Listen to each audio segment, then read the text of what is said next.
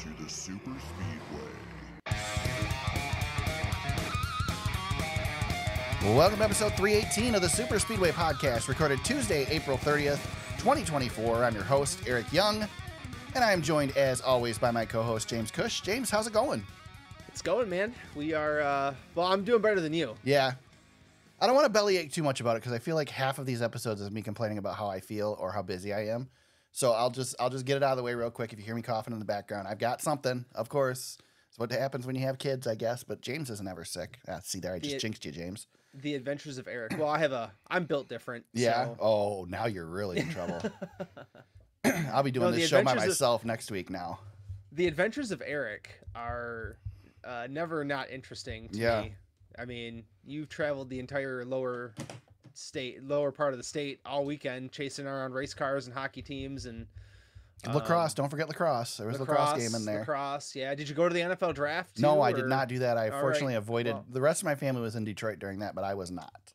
How did you went to Detroit? Yeah. The rest of your family went to Detroit amongst the thralls of people that were down there. How did they get out? They were in the suburb area. Like they weren't downtown. They did drive through some traffic because their first game on Friday was like almost down by Toledo. Okay, so you were in Detroit. Yeah. Romulus was where we stayed. Okay. So, well, not really Detroit.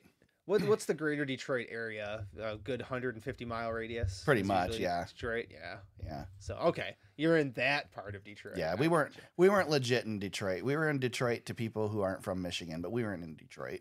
Erik, how great was it? Now, I have no interest in ever going to a draft. Yeah, me neither. There's nothing interesting. I don't have any interest in watching one. No, I don't care. Tell me what the Lions picked and let's go. I don't even care about that, to be honest. The Bears had the first pick, and I don't even care about that.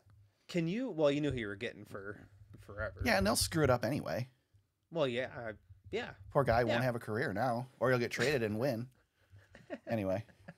No, what I was getting to was the Lions fan base, us, the collective we, not you,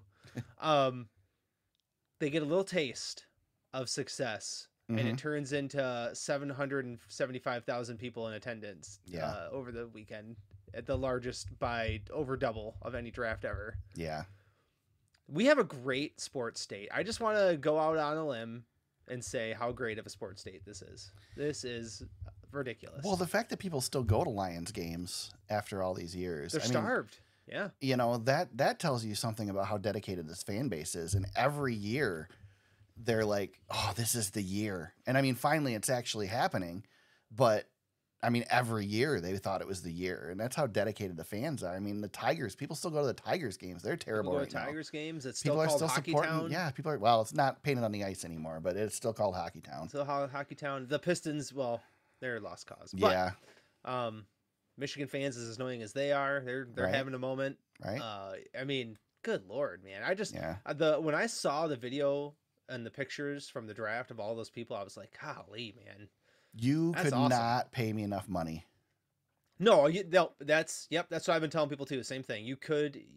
Well, everybody's got a price, but nope. There's no price for me. You could have made that a NASCAR race and had me deal with that crowd, and I would not be there. Erik, you're already sick. Like, you could get paid to go down there. There's nothing that could make it worse for you. You're already in it. No, so. I don't deal with crowds. I don't like crowds. All these people complaining about the low attendance at NASCAR races, I'm like, yes, so much more space.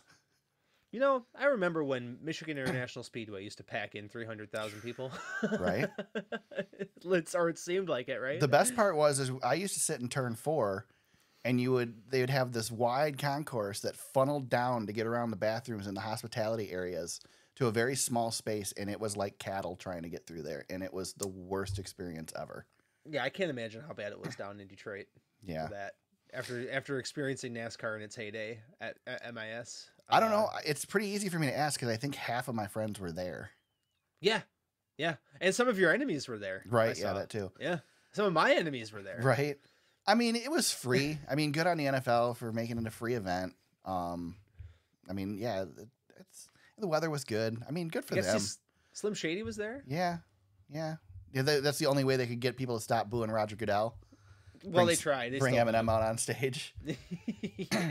That was convenient. Oh, yeah, I don't know. I mean, it's good for Detroit. I mean, I guess, but does the NFL really need any more pats on the back? They got enough.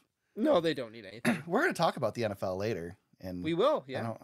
I mean, they've got enough wins. They don't need another win. Right. But right. No. James, before we get into discussing our race broadcast, I want to stop real quick for a short word from our sponsor. Okay, you ready for this? I know you're not. Sure. You're not prepared. Here's a short word from our sponsor. So I'm sure you're already aware that the fan vote for the All-Star race is already open, but I've done a lot of research on campaigns and found that a lot of them have ambassadors for them. So I got a few of my own. So this is Carson Hocevar, by the way. If you're not convinced on me already, take a listen. What's up, Carson? It's Kaz Gralla. Hey, Carson. Heard you're a fan. I'm a fan of you. Also heard you're in a tight battle right now. Oh, what's up, Carson? Anthony Alfredo. I also heard you're in a tight voting battle. You got my support, man. I'll be pulling for you the whole way. I may not always push at the end, but I'll push it for you, brother. And if I could vote for you every day, I would. Go win, and everybody vote for Carson.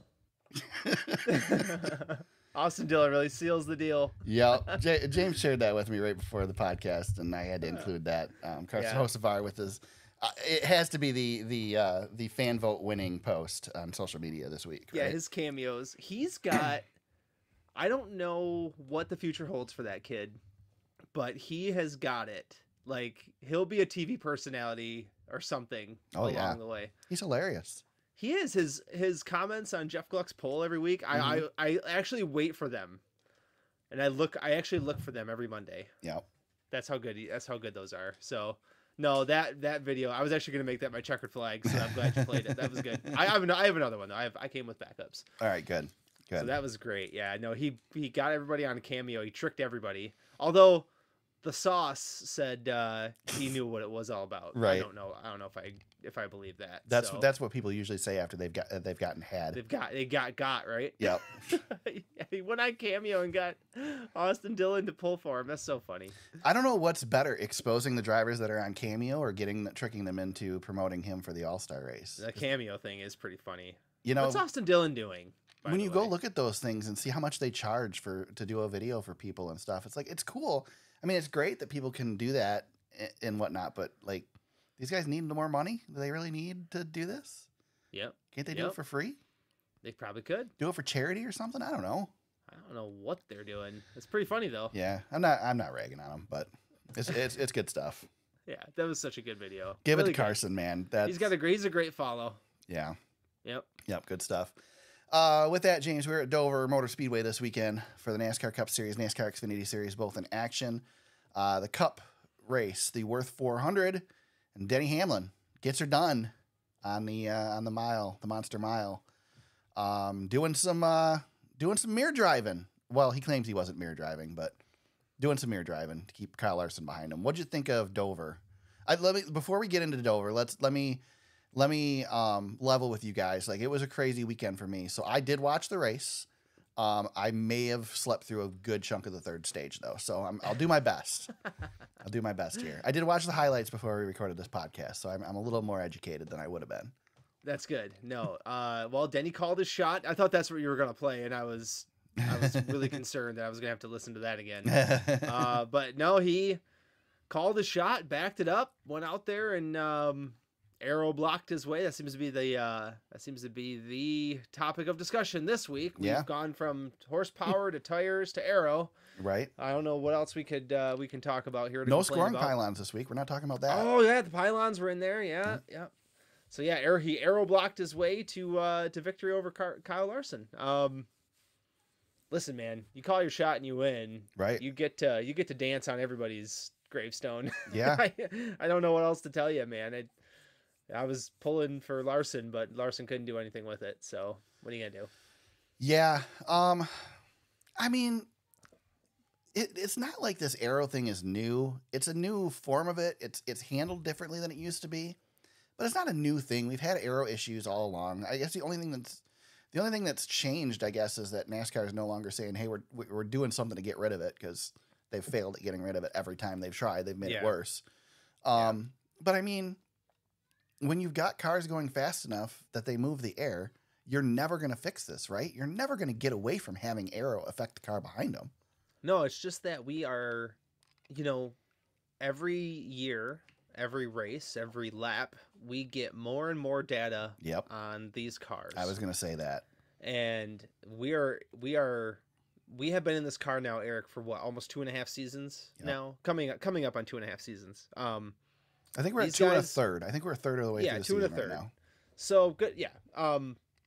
But these guys know what this car does now. They know what it does when they go places. There's no surprises really anymore. Yeah, all that stuff where we had freak winners and people spinning out because they didn't realize what the car was going to do. That's all done now. Know what the edge. Yeah, they didn't know what the edge was. Now they're comfortable, and especially the guys who are really good. Right.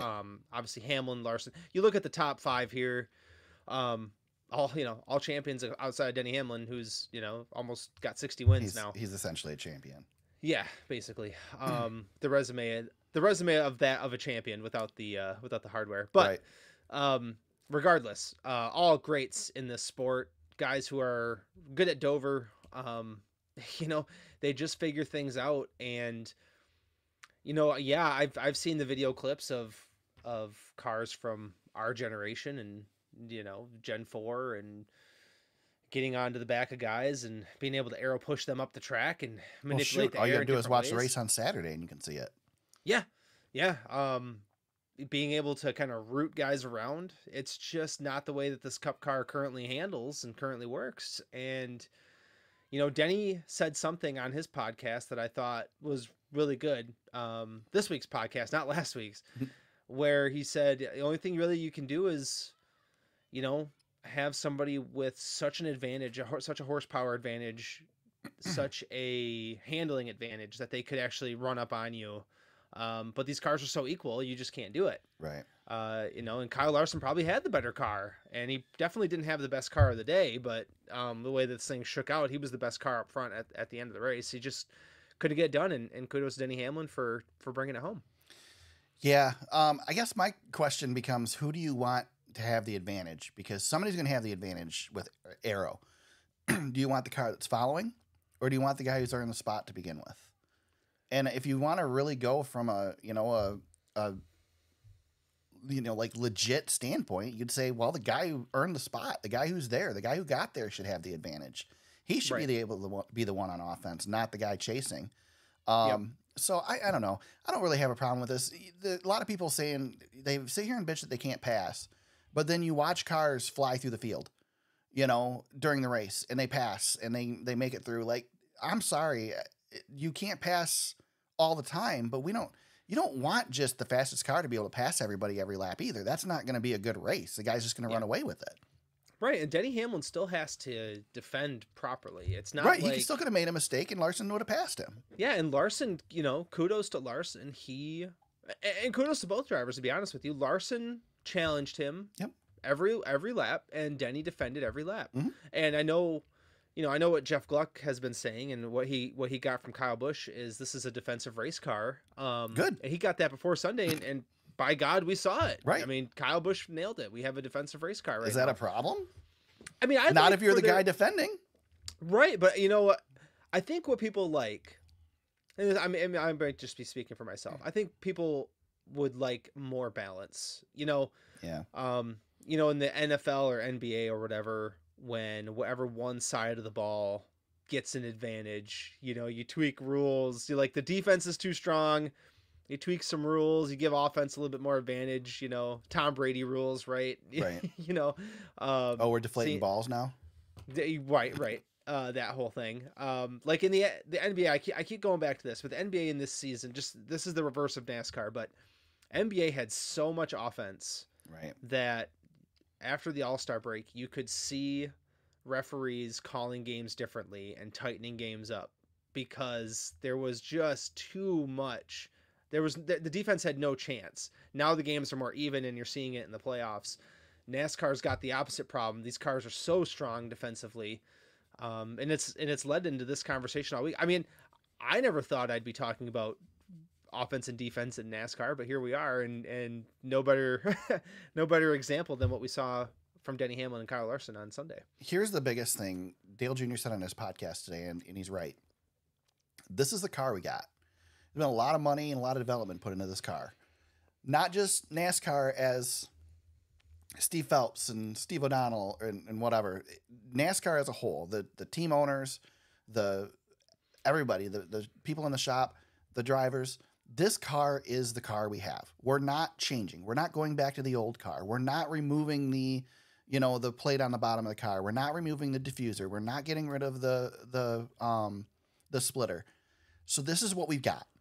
Now we need to work with what we've got and figure out how to race it. And it races really good on half the tracks we go to, and it doesn't on the other ones. But but they'll work on that, and we'll get there. I mean, it's a learning curve. I mean, I'm frustrated with this car still. There's a lot of stuff that frustrates me with it, but it don't matter because this is our car. We all hated the COT too, and we had the COT. And guess what? They fixed the COT, made it a good car, and now we're doing it again. So give them time. They'll fix it. NASCAR knows they don't want crappy races, and I don't think this was a crappy race. I thought it was a good race. No, this was a great battle. If you don't like it, that's your prerogative, but that's not. I mean, that was a race. There wasn't anything wrong with it. It was just different. And I think, Eric, back in our day, but remember in the 90s, we were way on the other side of this problem back in the 90s, where NASCAR would be tweaking rules constantly. Oh yeah, every week they Fords have an aero disadvantage. Fords have too much of an aero advantage. Take this away, take that away. I'd like for us to get to a point where NASCAR could see an issue and be able to fine tune it or dial it in. We're not there right now. I don't think this car, maybe this car doesn't allow for us to have much flexibility. I would like for us to be able to, like right now we have a short track problem. Right. I would love for NASCAR to be able to be a little bit more flexible on that and be able to fix it. I don't see this as big of a problem, but if NASCAR did see it as a problem, I'd love for them to be able to do something with it. What Kyle Larson wants to do? He wants to take the camera out. Sure, yeah. So where the hell did the camera come from? Why did we add the camera? We started that with the new car. But why? What do we do that for? Why did they do it? I remember they just brought it in with the they gave drivers the option. They could run a camera. They could run a camera in there where their windshield was, but I'm not sure why they mandate it. Yeah. I don't know the answer to that. Get rid of it. I mean, is it hard to see? Is it going to drastically change? Well, yeah, but I mean, of course, Kyle Larson's the one who's saying this because Kyle Larson's the one that races in series all the time and don't have mirrors or spotters either. Right. Yeah. So, but I mean, I don't understand what the point is in having the damn mirror. Right. Or the mirror's fine, but the camera, I don't like that. I don't like the sharing of data. Get rid of the sharing of data. Yeah. Those two things. Well, the data, unfortunately for data doesn't go away. Once you have it, you have it. Right, but we could stop learning in real time what the other drivers are doing. Yeah. That drives me crazy. Like Kyle Busch used to be good at Bristol because Kyle Busch knew how to drive Bristol different than everybody else. But now everybody knows how to drive it like Kyle because they look at his data. Yeah. And we were seeing guys moving around on the track. I mean, there was a long discussion about diamonding the corner. Yeah. Which I remember Juan Pablo Montoya really being the first guy who came in and was doing that. And I remember him doing that at Dover. Yeah. And to see all these drivers kind of pick up on that over the years, now everybody's doing it. It's like, find the fastest way around the track and off you go. It's tough though. Like you said, you can see where Hamlin is getting back on the throttle and getting off the gas, and Larson's team can look at that and vice versa. So yeah, I wish we did know less, but the hard part is we just know too much. Right. We know what we know. It's hard. Denny Hamlin leads 136 laps in this race to get the win. Kyle Larson second place. We talked about Martin Truex Jr. strong run. Kyle Busch ran good all day. He hung around, not the best race car, but he drove I thought Kyle drove his best race of the season. Yeah, wasn't great, but was hanging around really well. A lot of talk about Ford struggling, but Noah Gragson gets a 6th place finish. Ryan Blaney 7th place finish. A little pit strategy there. That last caution really helped him out. And the 31 Hemrick and Gragson, stayed out, risked it, and got huge track position and were able to salvage it into top 10s. I thought that was really good. Alex Bowman with an 8th place finish after wrecking Bubba Wallace. No, he didn't wreck Bubba Wallace. What the heck did he wreck? Didn't he wreck somebody? Zane Smith. That's right. Zane Smith wrecked Bubba Wallace. No, Bowman got into it on pit road. That's another thing we should talk about. Alex Bowman screaming at his team and at the 5 team, and then getting yelled at by his spotter. That was pretty interesting. Bowman got the squeeze on pit road. He ended up in a sandwich of Hamlin and Larson and had to back out of it. And he was mad. He thought Kyle Larson should have gave up that position when Kyle had the nose out in front. Boy, was he wrong. But Bowman ran a really good race. Outside of that, he had a really good day.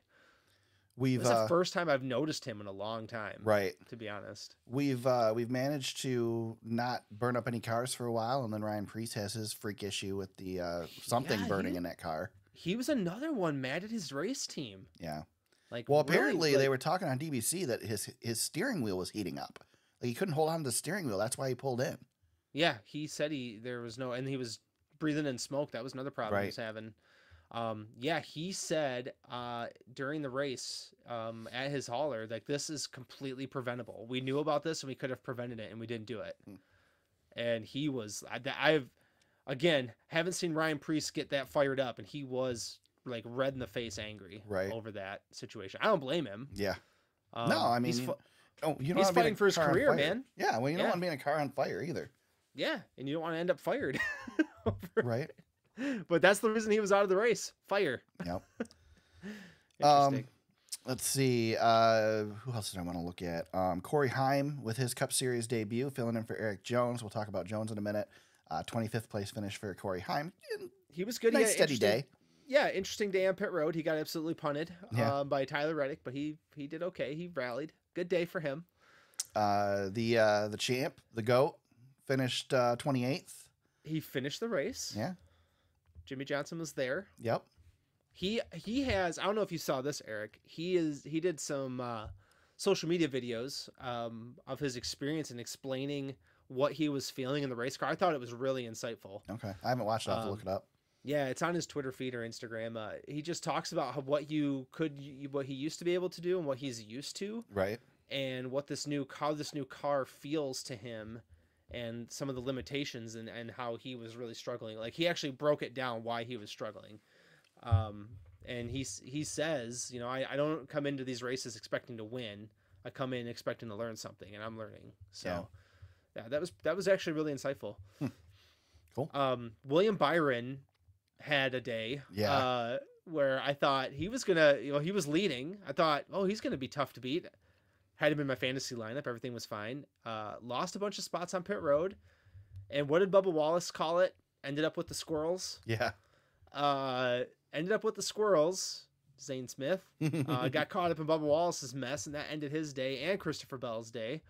He one bad pit stop put him in and he could never get out of that 15th to 18th running spot. It's tough once you're back there. Yeah, struggled with it all day and just could not do anything with it. But I expect he'll bounce back this week. Yeah. In a big way. So we'll see. Yeah, he'll have a good run this weekend. Yep. Anything else with Dover for the Cup Series worth mentioning?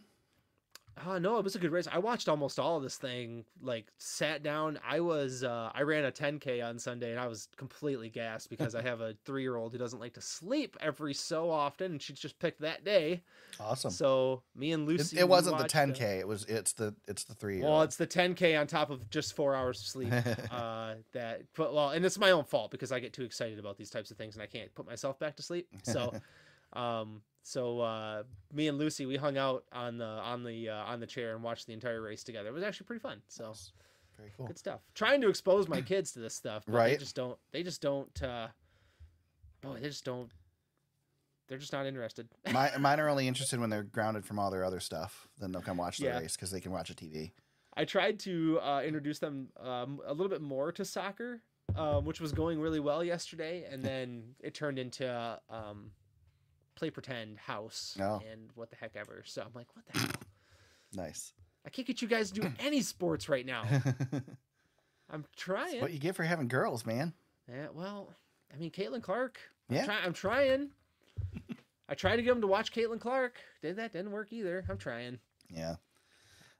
Denny Hamlin gets his 54th victory in 661 NASCAR Cup Series starts. Third victory and fourth top 10 finish in 2024. It is his second victory and 16th top 10 finish in 34 races at Dover. It's a strange season where he has 3 wins, 3 top 5s, and 11 races. Yeah. Really weird. Did you know he has, I saw this yesterday, and if you include the Clash, he has 4 wins this season in 4 different paint schemes, none of them FedEx. That's interesting. And he has been in that FedEx car for 20 years. That's funny. Yeah.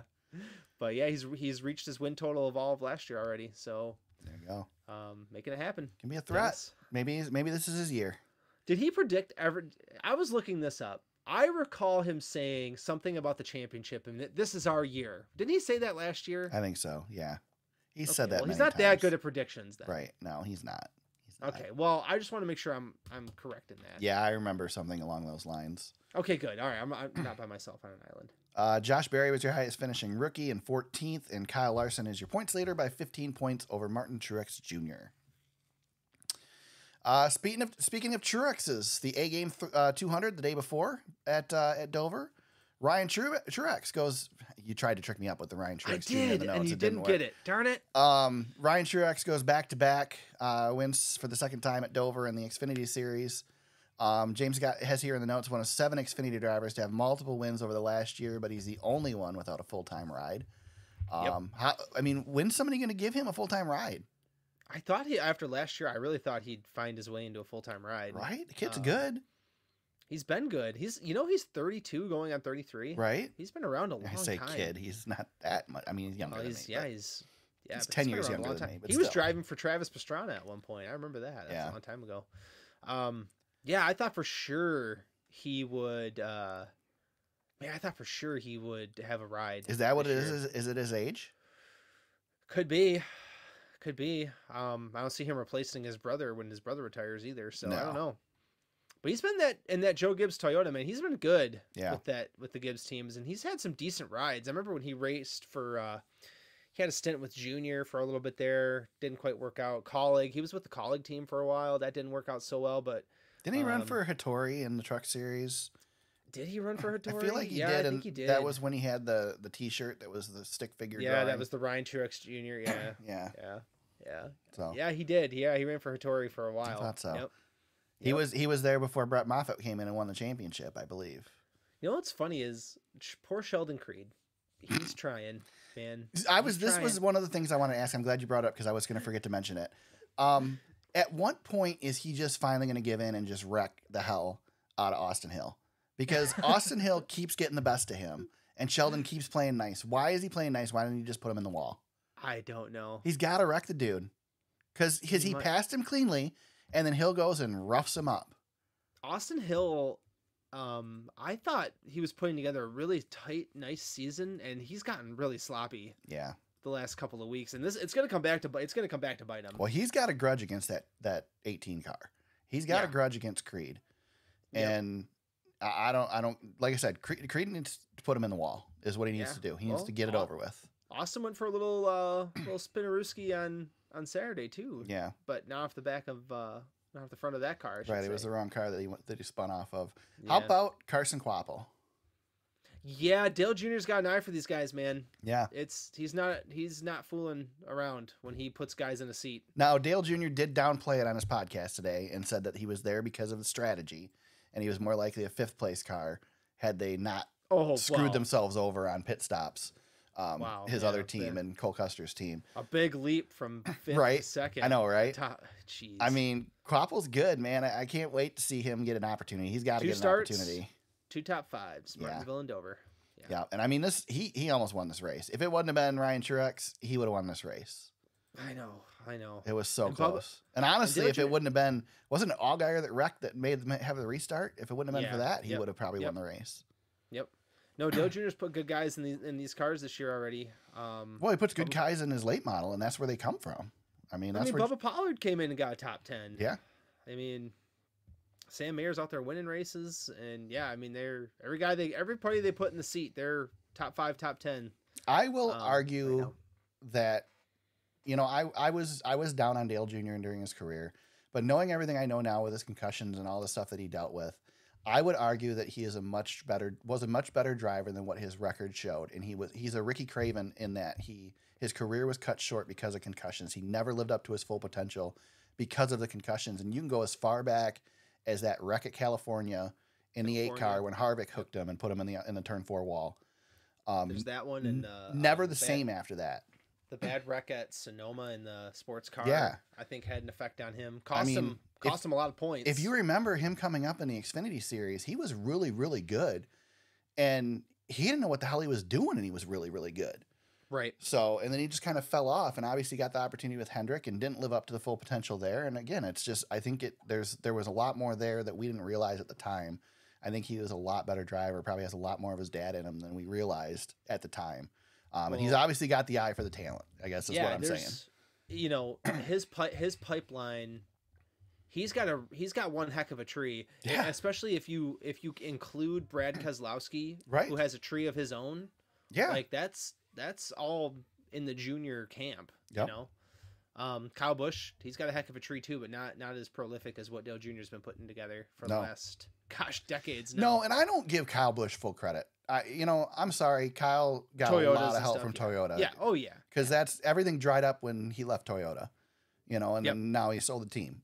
So that was a Toyota development thing. That wasn't a Kyle Busch development thing. This Dale Jr. is Dale Jr. Yeah.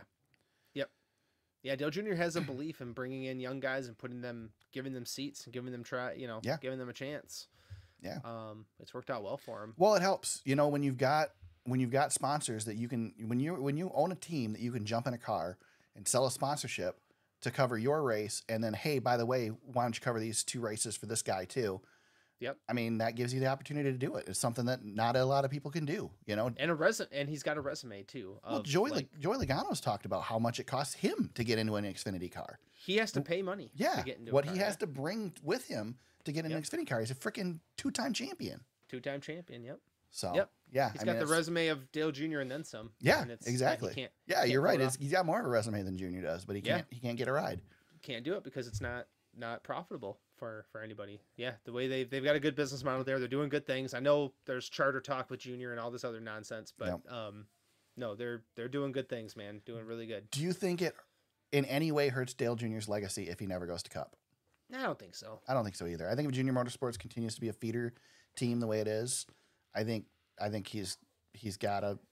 I mean, you could say he could get in the Hall of Fame for his ownership, stake. Yeah, well, and you think about Tony Stewart, for example, just as a guy who owns a Cup team. Yeah. How far down the list of achievements on Tony Stewart do you get before you say owner? Right. You know what I mean? Yeah. It's in there, but he has not had the success as an owner that he would like. He's got a couple of championships, but not.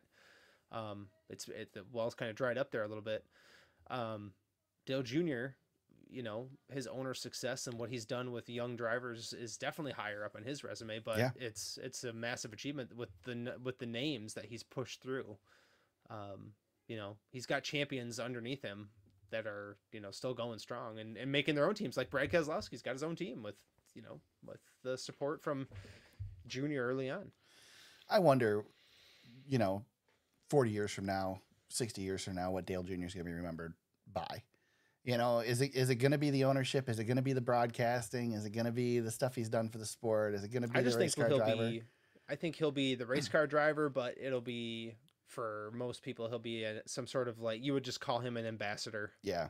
He's definitely managed to get out from his father's shadow and set his own path along the way. He's done more as an ambassador for the sport than anybody else. Yeah. He's done more than Jeff Gordon has. I think that's his legacy. Jeff Gordon's become insular. Jeff Gordon's doing a lot of good things. Well, and Jeff played his part in the 90s and 2000s. Yep, and he got in the booth for a while. Yeah. Just like Dale Jr. did. But I mean, Jeff Gordon was the catalyst for him, and Dale Earnhardt were the catalyst for the popularity boom of NASCAR. Yes. So he did his part, but his lasting legacy is not what Dale Jr.'s is.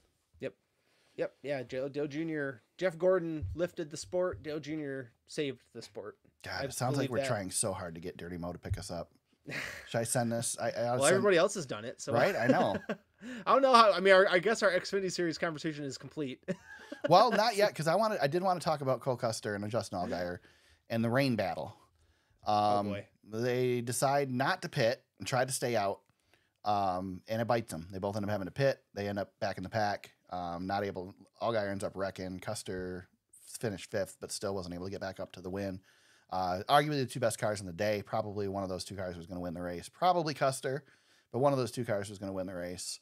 And they blow it on strategy. DBC mentioned that one of the things that NASCAR has done lately is if there's rain coming and they think they're not going to restart, they wait to open pit road until they're certain they're going to restart. So when NASCAR opens pit road, you probably should pit because you're going back green. Yep. And I don't know. Big mistake on those guys' part, in my opinion. I mean, it cost Allgaier a terrific race. Yeah, it did. Custer was able to get back to 5th, so that wasn't as bad. But still, I mean, like I said, these guys were shoo-in for the win. One of them. Yeah. The pit, and you go back to the Cup Series race too. Pit strategy was really weird all weekend. A lot of teams who didn't have a chance either. You know, I understand the rain is a little bit different than what the Cup guys were doing, but like Corey LaJoie, he tried different pit strategy and stayed out, and it bit almost everybody except for the very last caution where Noah Gragson and the 31 car, they both were the ones who got lucky. Yeah, this bit those guys as well. It's interesting to, I don't know. We talked about fuel mileage and stuff all last week, and then it's just a different version of it this week, and nobody, makes us think about it. Right.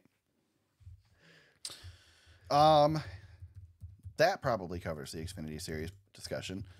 Let me find the right spot here on the notes. That is Ryan Truex's 2nd victory in 95 NASCAR Xfinity Series races. Shane Van Gisbergen was 18th, our highest finishing rookie. And sorry, I feel like crap, so I'm not pushing buttons today. You're good, man. Chandler Smith leads the point standings by 1 point over Cole Custer right now. Believe that, eh? Chandler Smith. Yeah. Right on, man. Just coughing over here. Don't mind me. Erik Jones in the news this week. He was ruled out for Dover on Tuesday last week after we recorded the podcast. Announced that he broken or had a back injury essentially that kept him from the car. There's a lot of doubt or discussion over like exactly like it was more of a preventative thing because he was at Dover and he was walking around and everybody said he looked okay. He says he's doing better. Yeah, like more of a preventative thing because of the loads on the drivers at Dover. And I even heard there's a decent chance he'll be back this weekend, or he's trying to get back for this weekend. Well, he's really good at Kansas. Yeah. So I'm sure he wants to. He's going to have to win now to make the playoffs. So he's got to probably take a couple cracks at it. He definitely, if I was him, I'd throw everything into the Darlington bucket and see what I could do. So he'll be good there. I wanted to look back here real quick, and I'm trying to remember. I wanted to make a list before we recorded, but I didn't get a chance to. Who all have we injured now in the next gen car? We've got Erik Jones. We obviously have Kurt Busch, who we cost his career. Kurt Busch had to retire. Yep. We had how Blaney hasn't been hurt. I don't know. No kidding. And that Jones crash, man. I hate to be the person that goes back and looks at the audio is terrible. I watched it once and that was it. Yeah, I hate to be the person that goes back and compares crashes to Dale Earnhardt's crash, but there's not. I mean, that's the exact same angle, and he's wide open into that wall. Thank God for safer barriers. He pounded that thing. So we got Kurt Busch, we got him, Cody Ware, broken ankle in the next gen car. Yep. Who else did we hurt in the next? Well, a couple of guys have missed some time. Yeah. But for different reasons. Like Chase Elliott missed time for a different reason. So did Alex Bowman. But yeah, there's been I'm trying to think if there's anybody else who's. I thought there was one other concussion that kept somebody out for a bit. A couple of guys did have. Well, Bowman did. That's right. Yeah, I thought Bowman did too. Bowman missed a few races towards the end of the season one year. Yeah, Bowman's missed some time outside of the car and in the car. I mean, I get that this is NASCAR and it's a dangerous sport, and Eric Almirola got hurt in the 43 car, and the old gen car hurt his back in a crash. Stuff happens, but. I mean, does this once again bring the safety of this car back to the forefront when we'd kind of gotten away from it for a little while? think guys are going to get hurt. Yeah. You know, it's tough. You're saying that if you drive 190 miles an hour head on into a wall, there's a chance you might get hurt? Yeah. I just, you know, I had this conversation this week, and I said to somebody who we were talking about, we were talking actually a little bit about F1 in the 90s and how bad it was with drivers passing away. And I said, it's amazing how far we've come since Earnhardt, that somebody like Erik Jones can injure his back and have to miss a race, and you're actually shocked that he's missing time because of a back injury. I was definitely more worried about the head injury stuff before, but we seem to have figured that out. But yeah, these hard hits at the super speedways, like Blaney's dodged this bullet a couple of times. Now we've lost Jones. I just wonder, you know, we just pay a little bit more attention to some of these details, but I'm sure NASCAR's looking at all this stuff too. Yeah. And keep tweaking on it. They'll kind of like what we were talking about earlier with the cars handling and the way they drive. You know, safety is probably the most important thing, making sure our drivers are okay. Hopefully they learn a little bit more from this one. You know, maybe they didn't learn everything they needed to learn from Blaney's wreck at Daytona last year, and we take it back. I mean, gosh, Eric, you remember right the year before we put this car into on the circuit, or maybe a year or two before we put this car out, Ryan Newman had probably the scariest wreck in the previous generation's car. Yep. And we thought for sure he was in big trouble. Right. And came back a few weeks later. So it's a dangerous sport. We're going to dodge bullets from time to time when you're driving like this, especially at the super speedways, but glad that Eric's okay. Obviously. I mean, that audio sounded bad. Oh, it was awful. It was awful. It makes me, it's awful. It didn't even sound like Erik Jones. No, it's cringy. That's for sure. Yeah. Yep. NASCAR and the team still negotiating on charters. The story now is the teams want the charters to be made permanent. NASCAR has essentially told the teams that, or Jim France has told the teams that he's willing to commit to the charters as long as people are willing to commit to NASCAR. And right now that's 7 years with a TV contract. So NASCAR is ready to go 7 years on charters. Teams want them permanent. I mean, you can't blame NASCAR, right? I mean, they don't know what they're going to have when this TV deal's done. Yeah. But NASCAR doesn't own the charters either. Right. Right? They issue them, but they don't really own them. No. I mean, if I was NASCAR, I don't know. I feel like I would do the deal. I don't think that's a bad deal to take the charters full time. Just be done with it. NASCAR's not losing value on charters after the TV deal's over with. You know? True. NASCAR's going to get their TV money, and if True, they don't but get TV money, it's not charter money. If the teams have more negotiating power than because they own charters, they can demand more money when NASCAR's not getting as much. Well, that's the power play, right? Right. So I guess it all comes down to the inner workings of the deal to begin with. NASCAR's going to always want to try to keep the upper hand. Yeah. Which I understand. Yeah. I mean, I don't know. I hate the charter system. I still hate the charter system, James. But financially, it seems to have worked. It seems to have done what it was supposed to do. I much prefer a race where the top 40 guys, 40 fastest guys, 43 fastest guys race, and anybody who's not fast enough to meet that field doesn't. But it's just not realistic with sponsorship the way it is. And to give these guys a guaranteed spot in the field with a charter allows them to sell sponsorship. It allows them to have a piece of the pie. I hate it, but it works. Yeah, and you look at F1, which is 2 teams per, it's one team with 2 cars, and you have 10 teams, 20 cars, and they're having a hell of a time with the Andretti situation, trying to get 22 cars out there and get that car. The owners don't want it because they have to split up the pie. I mean, that's got to be the problem, right? Is that NASCAR wants to be able to control the field size. Yeah. Yep. And I would just tell these teams, if you want these charters to be permanent, that's fine, but we reserve the right. NASCAR should, and that's maybe NASCAR's power play. NASCAR can say, we reserve the right at any time to add a charter. Yeah. And sell it to anybody we want. And that's going to take away as bad as not having charters. Well, but NASCAR, maybe they reserve the right to add a charter, but the revenue from that charter goes to all the teams. You got to split it. It's there you go. It is a professional sports franchise. Yeah. When a new team, because gosh, Eric, well, NHL's been expanding, right? I just solved the problem, James. We just solved NASCAR. We just solved the problem. No, like the NBA is looking to add 2 teams right now in the coming years. And what happens is when these teams buy in for $4 billion or $6 billion, every single franchise gets a cut.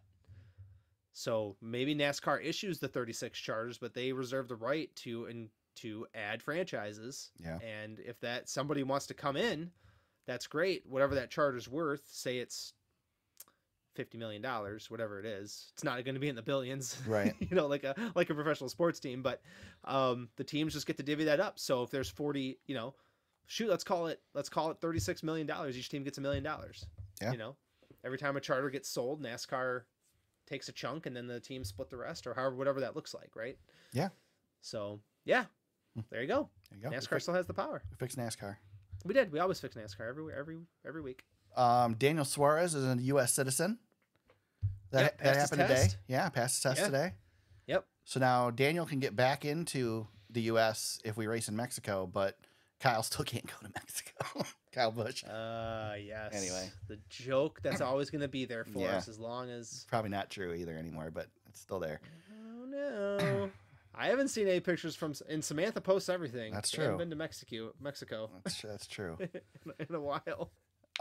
We talked about the NFL draft and Roger Goodell. He made sent some shockwaves through the NASCAR community a little bit at the draft this weekend when he said that he would like to. He doesn't see them expanding the NFL season necessarily, but that essentially the preseason is a waste of time, and he could see them reducing it to 2 preseason games and adding a regular season game, and essentially pushing the Super Bowl back a week or out a week, which would make it the day before President's Day. Yeah, it could be 2 weeks. Yeah. With a game and then a bye. Right. So, yeah. Sorry. And then that would give them a holiday on Monday, which everybody wants the day after the Super Bowl to be a holiday, but it would also put them on the same day as the Daytona 500. Can I interject? Yeah. The Daytona 500 airing before the Super Bowl would be awesome. What do you mean by before the Super Bowl? The day of the Super Bowl. Share the day. NASCAR in the morning, Super Bowl at night. Here's the problem. Here's the problem with that. So, it's a lot of TV. First of all, so I watched a video on this just recently, and the ratings for the pregame for the Super Bowl far outrank the ratings for the Daytona 500. Of course. So the Daytona 500 is still going to get killed by pregame. Yes. The NFL draft destroys the Daytona 500 for ratings. People watching other people talk at a podium, shake hands on a stage. Yes. The NFL is a behemoth. I understand that. Yes.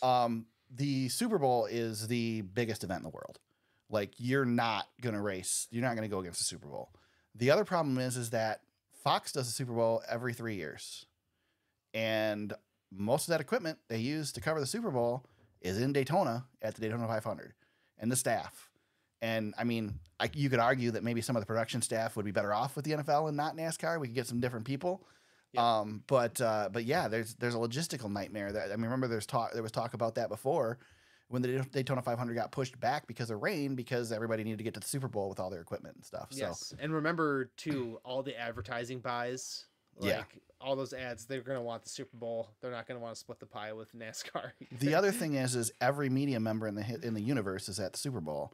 You're not going to get them to go to Daytona earlier in the day, or I thought the day before, Saturday night, Daytona 500, Super Bowl on Sunday. That'd be awesome. Yeah, you gotta do them at least a week apart. Yeah. I understand that, but I just thought for myself, man, if I woke up and the Daytona 500 was at 11 a.m. James, and we led into the Super Bowl, oh my God! If the Daytona 500 was the same time as the Super Bowl, I'd watch Daytona 500. So, I mean, right?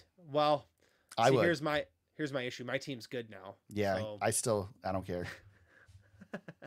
NASCAR, man. NASCAR is my sport. Yes. I don't have an NFL podcast.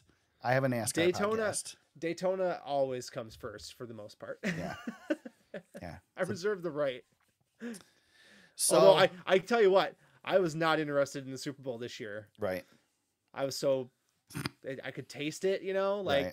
we were there. Yeah. We were knocking on the door, and then it all got taken away from me, and I was sad. Right. Yeah. I just wanted to see if Travis Kelce was going to propose to Taylor Swift, so I watched. Oh, Christ almighty. God. Yeah, so I don't know how quick this is going to be an issue. There was a lot of talk like it would happen next year, but I feel like the NFL's already got their stuff figured out for next year, right? They can't make a change at this point, so we'll see. A couple years out might be something we have to deal with. We already had to change the schedule around this year for the Olympics, so it wouldn't be anything different. More than likely, Daytona 500 will move, and we'll lose an off week during the season somewhere. Remember we were going to move... Eric, let me take you back to a time. 2020, where the NASCAR planned a 3-week break during the Olympics. Right. And remember how mad we were? Mm-hmm. And then, a month or two later... we were not racing for 10 weeks. Right. So yeah. Is it a bad thing to have a bye week the week after the Daytona 500? No. I mean, dude, does an off week really affect us in NASCAR? No, there's so much racing. No. I don't think that an although off we week did makes have a some big deal. serious momentum at the start of the season. We did, but I don't think that week's going to make a difference. No, we have a week between the Clash and the Daytona 500 now. We have 2 weeks. 2 weeks, now. Yeah, and it's actually been good because the SupeBowl's in between, which has been really nice. Yeah. NASCAR's got a nice little sweet spot there, so I'm good with what we've got. That's right. Sorry, it wasn't the Daytona 500. They needed to get the equipment to the Super Bowl. It was the Clash. They had to get the equipment to the Super Bowl. That's why they raced on Saturday night at the Clash. All right. The only other thing, Kevin Harvick. Well, it was announced that Kevin Harvick's going to practice and qualify Kyle Larson's car for the All-Star race. Any thoughts on that, James? Well, Larson's off gallivanting in the IndyCar Series, qualifying. Man, if you're giving Kevin Harvick a taste, right? What else is he gonna want to do? Right? He sounded like he was in trouble with the wife, though. Probably. That's really cool, though. He's got to always be in trouble with Delana. Oh yeah, guaranteed. Yeah. Oh yeah. But Harvick is the ask for forgiveness, not permission person. He doesn't care. No, he don't care. The old Kevin Harvick is deep down in there somewhere, but he's still in there. Right. Yeah, he's there. I love this. It's a cool deal for Fox, right? I mean, they're going to they already have the most current guy out of the car, and now he's going to have more experience coming in the booth. I mean, that's great. I kind of wish it was Junior, but this is great. No, and the funniest part was Kevin Harvick saying how fat he was and he wouldn't be able to fit in the seat, especially because Kyle Larson is the size of a Coke can. Right. So that should be interesting to see. Yeah. But I mean, that's going to be cool. Just more publicity. It's a cool story. I like it. It's a cool story. Yeah. I'm sure HendrickCars.com will be very pleased. Yeah. Harvick back in a Chevy. Yeah, that's another thing. He hasn't driven a Chevy in a hot second either. Yep. So. Eric, I some news just broke. Okay. On the Twitter, not big news, big news. Don't get too excited. Right. Does the name Patricia Driscoll sound familiar? What's she up to? Well, her legal saga is over. Oh. She got in trouble for hiding some money from her Armed Forces Foundation. Yeah. After all these years of this ongoing investigation, she was sentenced to 2 years probation and a $75 fine. Wow. They really threw the book at her. Threw the book at Patricia Driscoll. If you don't know who Patricia Driscoll is, her and Kurt Busch had what would you call it? A torrid relationship. She was half responsible for there not being a Busch in the Daytona 500 that year. That's right. Yeah, that is right. Her and Kyle Busch reckon took both of them out. So took both Busch brothers out of the 2015 Daytona 500. Yeah. Yep. So yeah, Patricia Driscoll. That's that case is settled. That was an interesting time for Kurt Busch. Yeah, it was. He's come a long way since then. Yeah. Yes, he has. Good for him. Good for him. I saw that and I thought, well, that's worth at least 2 minutes on the podcast. Man, you're bringing the podcast down with that. Should we talk about Teresa Earnhardt too while we're at it? No, let's not. She hasn't done anything in the news in a while. So all right. That's fine. All right. I'm sympathetic with Teresa. I feel bad for the crap she's had to deal with. I get it. You always are sympathetic. I'm sympathetic. It's gotta be tough. Yeah, oh yeah, I'm sure it is. Yeah. Anyway. All right. NASCAR heads to Kansas Speedway this weekend. The NASCAR Cup Series in action, as well as the Craftsman Truck Series. The Cup Series has the Adventhealth 400 Sunday, May 5th at 3 p.m. Eastern Daylight Time. The NASCAR Craftsman Truck Series has the Heart of America 200 Saturday, May 4th at 8 p.m. Eastern Daylight Time. James, who's your pick for the Cup race at Kansas Speedway? Putting me on the spot I am. immediately. Not really, because you knew you had to pick first. You made the notes. I did. You should be ready. I'm ready. I am. I'm ready, and I feel like crap, and I'm ready. I'm gonna ride the hot hand. All right. I was gonna take Reddick or Bubba, but let me take their boss. Okay. I'll take Dennis. Dennis Hambone. There you go. With the great, what does he call himself now? The Great Hambino? I don't know. Just like little, what was it? The Sandlot when he calls his shot? I try to listen to Denny as little as possible. Oh, I love Denny, but I have to listen to him as little as possible. Eric, you know I'm a strange creature who does not watch any pregame or pre-race or post-race, post-game. I don't watch that stuff. Right. I will stick around for the winner's interview, but nothing makes me swipe away or turn my TV off faster than when Dennis wins a race and I go, I already know what this is going to be about. I turn it off immediately. That's funny. Yeah, he crossed the finish line first. I watched the final ticker and I said, "Oh, that's it." And I turned it off. I think I immediately went to sleep. Like I shut the race off and went to sleep. Well, after this podcast, you're going to probably fall right asleep too. Yeah, well, after I wait 2 hours for it to actually show up on iTunes. Oh, yeah, thank you, Apple. Yeah, right. I'm going to go with one of your throwaways, then I'm going with Tyler Reddick. That's my pick. Yeah, if his pit crew holds up, he should be really good. Yeah. That 45 car always wins at this place. Yeah, 45 is good at Kansas. Yeah, he won with 3 different drivers in that car at Kansas in the recent years. There you go. Did you get beat by Watermelon James again this week, James? Yes, I did. I know you did. I already saw that. Tyler Reddick wrecked, and it wrecked my day. Or not, excuse me. William Byron wrecked, and it wrecked my day. I had Reddick on my mind. Yes, Byron. When Byron went out, it cost me a handful of points. I ended up 7th. Smoking Grill Racing was our winner. Then Watermelon James. Team Justin was 3rd. I had to go and look and see is Watermelon James even making a dent. He's not, unfortunately. He missed too many races at the start of the season.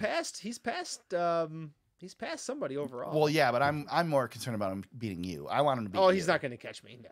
I want him to beat you. I hope you forget to pick a couple weeks or something. Or her. When he catches you. I got to make sure I say him or her. That's true. That's true. I don't know the identity of this fraud. They is the correct pronoun, I believe. This grifter. Team Justin, 1st in points. Very close battle with Cole Custer's last stand, and Smoking Grill Racing is 3rd. We had some movement in the top 3 there. Mickey Elliott bounces out. Eric, don't sleep on the KB show. The KB show is within Eric. You're less than 100 points out of 1st place. Yeah. You're not having as bad of a year as you think. No, that just means everybody else is having a bad year. Well, I'm having a bad year. I'm having a consistently bad year. Every week I'm bad, whereas everybody else has good weeks, but they also have terrible weeks. Yes. Well, yeah. Like you. Man, that Talladega is going to come back to haunt me for a long time. You must have watched Talladega Nights before the season because it's either your first or your last. Yeah, I'm still the only one with 2 wins on the season, I think, unless Smoking Grill has got. Oh yeah, Smoking Grill went back to back. He won Talladega and Dover, so I take that back. Smoking Grill has 2 on the season. He might have 3 if I go back through the records here, but yep, first or last. That's me. Not good. Not good at all. How about checkered flags, James? Any checkered flags this week? Yes, kind of NASCAR related, more podcast related. Our friend Derek Winter released his first studio music. Oh, that's awesome. He has songs out on iTunes, Spotify, wherever you get your.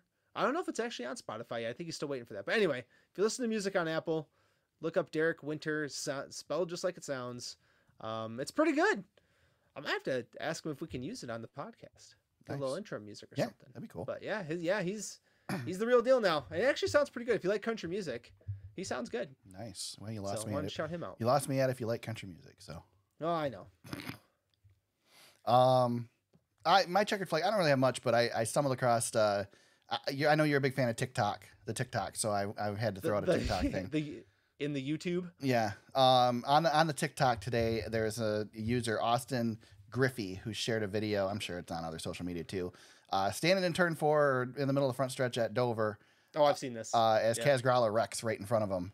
Slaps the wall, right? Yep. Yeah, during practice. It's man, if you've never been close to one of these things when they hit the wall, I was sitting in turn 4 at Michigan, probably halfway up the bleachers in turn 4 when Ken Schrader backed it in the wall once. And I'll tell you what, it shook the stands. He hit so hard.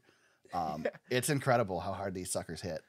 I remember you and I at Michigan this was, gosh, Eric, 2015-ish time frame. You and I were walking to turn 4. Yep. Well, we're going to turn 3. We're going to the party deck. Yeah, and Denny Hamlin spun right next to us as we were walking down walking into turn 4 down to turn 3. Yep. I was like, oh crap, what happened there? So yeah, if you haven't seen a car wreck in front of you, it's pretty wild. Yeah, it's crazy. Yeah. So cool video. I will spend hours sometimes just searching for like NASCAR video stands just to see wrecks and passes and what it looks like from the stands versus the TV broadcast. I love doing that. I'm a nerd. I know. I get it. Every time the Mark Martin Michigan crash comes up when he's in the Aaron's Dream Machine and he hits the pit wall, I always go, oh, I'm in this video. Because I'm like right there in the grandstands because that was right in front of me. Unbelievable. That's crazy. That was a crazy wreck. That was probably the craziest one I've ever seen. I've seen guys hit the barrels too, which is interesting at Michigan. My 2 craziest wrecks were I saw Bobby Hillen almost go out of the park in turn 2 in 94. First lap crash, hit the wall and went airborne and slid across the top of the wall and came down. And I was there in 92, I think it was, 91, when Johnny Benson Jr. started his first Busch Series race at the time and driving Ernie Irvin's 41 car and flipped down the backstretch at Michigan. Oh, God. Yeah. So that's one of the only times, I think the only time I've seen a car flip in person. My craziest wreck was our local dirt track, and it was sprint cars. And I've never seen a car leave a track except for that. Oh, was that the one that slid across the asphalt and went through the fence? He tumbled over the dirt track, over the old half mile, over the fence, and almost, I don't know how close he got, but he was pretty darn close to landing in the back of a Chevy Silverado. Were you working there then? I was working. Yeah. I watched the whole thing, and it was slow freaking motion. Dude. I was there too, but I didn't think I was there with you. So yeah, slow motion that day. That car flying out of the racetrack.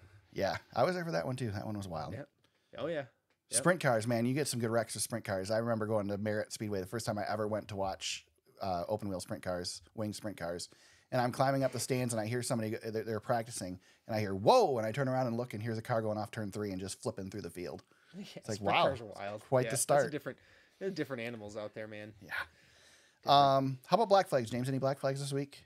Well, the Miami Grand Prix is this weekend. Oh, okay. I didn't even know that. This one plopped right onto my feed here as I was getting ready to sign off. Who will be in attendance at the Miami Grand Prix? Well, you guessed it. Joining Patrick Mahomes and his wife Brittany will be just a little couple named Travis and Taylor. Oh my God. And I was like, that's what I said when I saw it. I went, Are they bringing Jason though? That's the question. Mahomes? No, Jason Kelce. Jason Kelce, yeah. Yeah. Is he going to keep his shirt on? I don't know. He signed a deal with ESPN now, so who knows? But he might have to tone it down a little bit. My wife watches the clips from their podcast, and she thinks Jason Kelce is hilarious. Oh my God. So that's all I'll say. She's right outside the room. She's probably yelling at me right now. I'm not going to say another word. Yeah, probably better not. My black flag. James, can I do a non-NASCAR black flag? Of course. I just did one. Yeah, okay. Well, this is really non-NASCAR. This is non-racing. All right. Oh boy. So this is like Dale Jr. download territory of stuff that has nothing to do with anything that we're going to discuss here for a second. This is great. I know the answer to this question, but I'm going to ask it anyway. When was the last time you had a Hot Pocket? Me? Yeah. When was the last time you actually like bought a Hot Pocket, cooked a Hot Pocket, pulled it out of the package, put it in the microwave? You got kids. Do you ever do your Hot Pockets with the kids? No, but I know about the time that I had my last Hot Pocket. It's because I was working for you at the newspaper, which was like 12 years ago. Okay.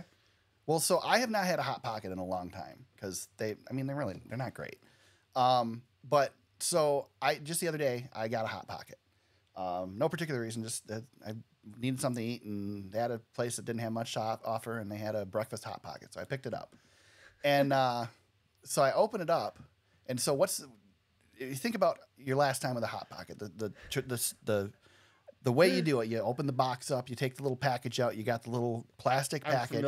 I'm familiar with the process of the Hot Pocket. You open the plastic package out, and there's the Hot Pocket in there, and then there's the little the crisping sleeve, right?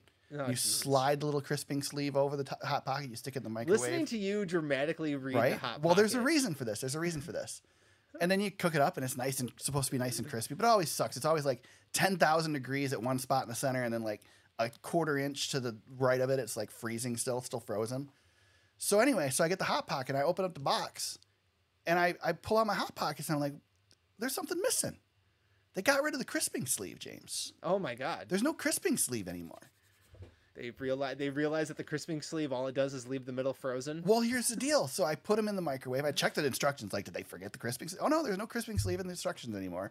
Throw in the microwave, cook them up. They're crispy as hell, and they were perfect. They've been screwing us over with the crisping sleeve all these years. What a black flag that was. Right?